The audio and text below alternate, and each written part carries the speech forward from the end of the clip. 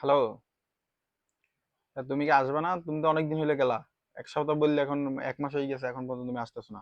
আমি কি তোমাদের বাড়িতে যাওয়ার জন্য আমার বাপের বাড়িতে আসছি?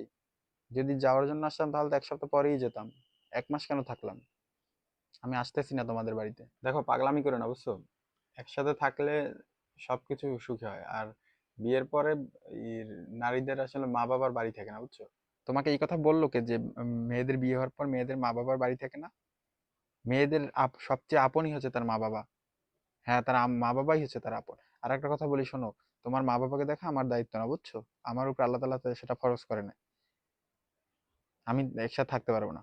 দেখা দায়িত্ব না বুঝছি, কিন্তু একসাথে থাকা তো কোনো অপরাধ না, নাকি? একসাথে থাকলেই যে দেখা লাগবে এমন তো কোনো কথা না। আচ্ছা, তুমি আমার সাথে খারাপ ব্যবহার করতে আসছো কেন?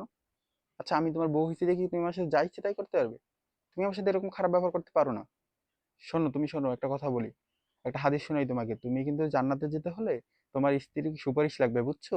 তোমার মা বাবার দোয়াই তুমি যেতে পারবে না। তোমার স্ত্রীর সুপারিশও লাগবে। তোমার স্ত্রীর সাথে ভালো ব্যবহার করো, বুঝছো? তুমি আমাকে বুঝাইতে আসছো না এত বাড়াবাড়ি করে আমার সাথে। আমি তোমার সাথে কি খারাপ আচরণ করলাম? হ্যাঁ, নারীদের স্ত্রীদের সুপারিশ ছাড়া যে জান্নাতে যাওয়া যাবে না, তুমি এইসব কথা শুনছো কার দ্বারে? তোমাদের নারীদের না একটা সমস্যা কি জানো?